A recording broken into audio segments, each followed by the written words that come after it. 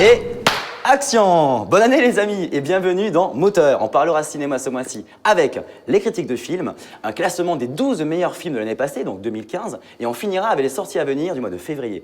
Moteur édition 2016, c'est parti.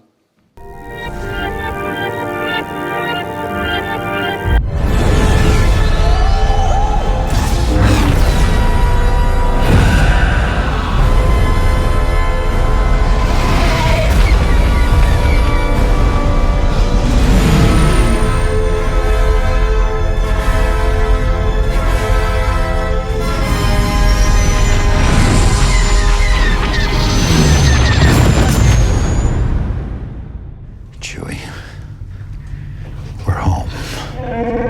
10 ans après la revanche des Sith au cinéma et après le rachat de Lucasfilm par Disney, que donne le nouveau Star Wars au cinéma? Alors c'est J.J. Abrams qui s'est collé aux affaires et qui est parti finalement sur un remake du Nouvel Espoir sorti en 77 plutôt que sur l'écriture d'une nouvelle histoire. C'est quand même dommage, on retrouve tous ces éléments narratifs déjà vus avec un droïde qui a des plans qui vont sauver l'univers, un méchant masqué à la Dark Vador, une étoile de la mort en fait qui est la menace de l'Empire et qu'on a déjà vu dans le Retour Jedi. C'est un petit peu dommage à ce niveau-là, on est en terrain connu, il a pas voulu savoir les fans, oui, mais il aurait quand même pu innover un minimum. Même Lucas à l'époque de la prélogie qu'on a beaucoup critiqué, entre 99 et 2005, avait eu ce bon goût de mettre des nouveaux éléments dans sa licence Star Wars, avec une belle scène par exemple de course de pod dans le premier, avec une scène d'arène dans le second. Là, ce coup-ci, J.J. Abrams a simplement appliqué les recettes de l'univers Star Wars sans vraiment mettre du neuf. C'est un petit peu dommage, donc c'est un bon Star Wars pour moi, mais ce n'est pas un très grand film. D'où note de film de 6 sur 10.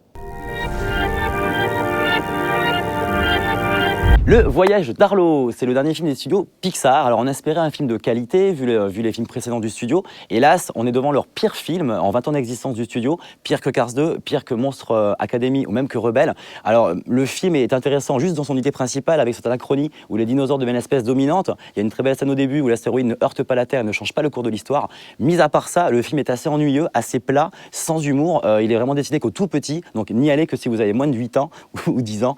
Note du film, 4 sur 10. Le premier Babysitting était un film au fond de footage concept inspiré, drôle et bien rythmé. Le second tente de faire la même chose en l'emmenant du côté d'un véritable bad trip, mais ce coup-ci ça ne prend pas, la recette ne marche plus. La faute à un scénario mal écrit, des personnages vraiment inconsistants et des gars qui tombent à plat. Donc l'équipe a l'air apparemment s'être vraiment régalée en vacances au Brésil et quelquefois, c'est vrai, c'est communicatif. Mais ça ne suffit pas, donc note du film, 5 sur 10. The Big Short est un projet ambitieux tentant d'expliquer le problème des subprimes en Amérique et de l'immobilier. Alors malgré une vulgarisation du domaine financier, on ne comprend rien au film. C'est une sorte de croisement entre un Loup de Wall Street 2.0 et un documentaire à Michael Moore. C'est gonflé, mais c'est finalement trop complexe dans son discours pour être passionnant. Note du film, 4 sur 10. Les 8 salopards, c'est le 8e film de Quentin Tarantino, l'auteur des chefs-d'œuvre Pulp Fiction ou Kill Bill. Alors ce coup-ci, il revient au western après Django, en traitant le huis clos, en faisant un petit peu écho à son tout premier film Reservoir Dogs, sauf que là c'est un huis clos donc dans les gangsters, là c'est plutôt western mais les cowboys. Alors il maîtrise son début avec une belle scène de rencontre, une belle scène de diligence, et il maîtrise sa fin de film. Il y a une dernière heure de cinéma assez monstrueuse, grandiose, extrême, gore, lorgnant presque du côté du film d'horreur. Hélas, au milieu du film, il plombe l'ensemble par des scènes qui ne servent à rien, des scènes de dialogue très longues, et c'est juste dommage, d'où une note de film, hélas, de 5 sur 10.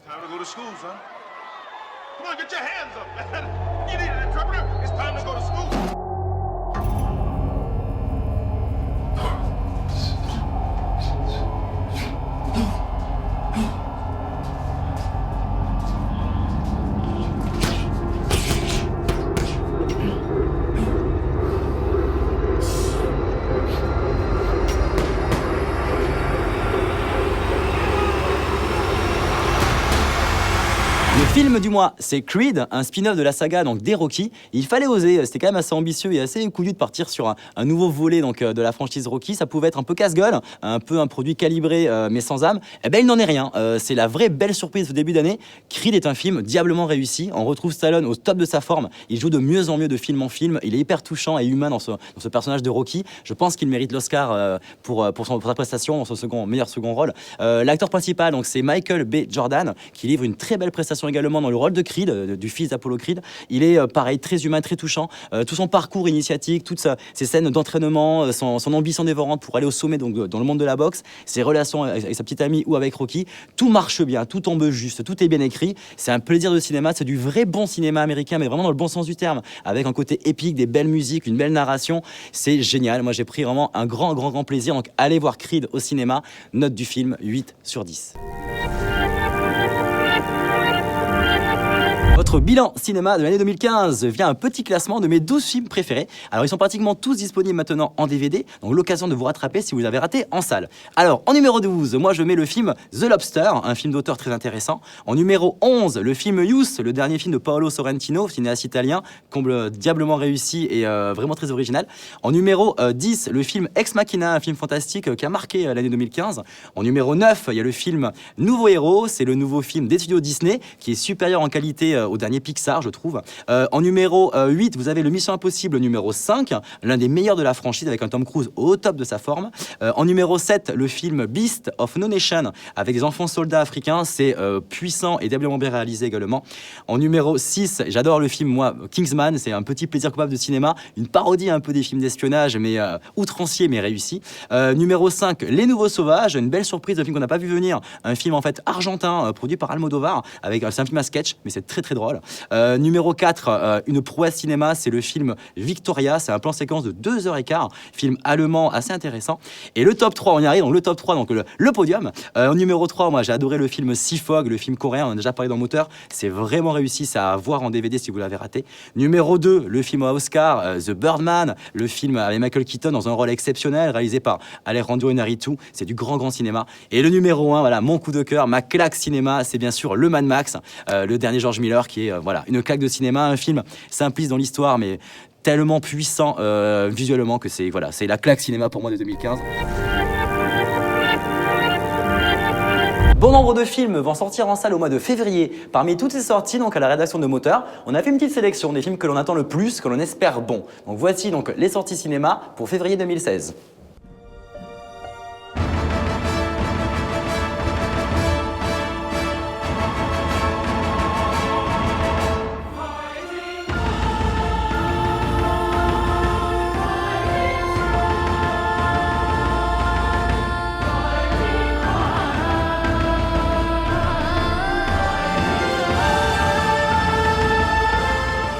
Et pour finir, deux événements à mettre en avant. Vous parlez donc de la soirée du 29 janvier avec la présence de Kev Adams au cinéma Le Méga Castillet. Et la soirée du 25 février, c'est un jeudi soir, ce sera un jeudi soir, à 20h, vous aurez la diffusion de l'intégralité de la saison 1 de la web-série Génome, avec, en avant-première, la diffusion du tout dernier épisode. Alors c'est une web-série créée par différents talents sur Paris, Perpignan et Toulouse. C'est plutôt bien foutu, donc allez voir ça en salle. Rendez-vous donc le 25 février. Voilà pour Moteur, voici pour votre émission de cinéma. J'ai été vraiment ravi de vous retrouver, j'espère que vous aussi. Rendez-vous le mois prochain en février. D'ici là, des bons moments à vous. Je vous embrasse et je vous dis coupez!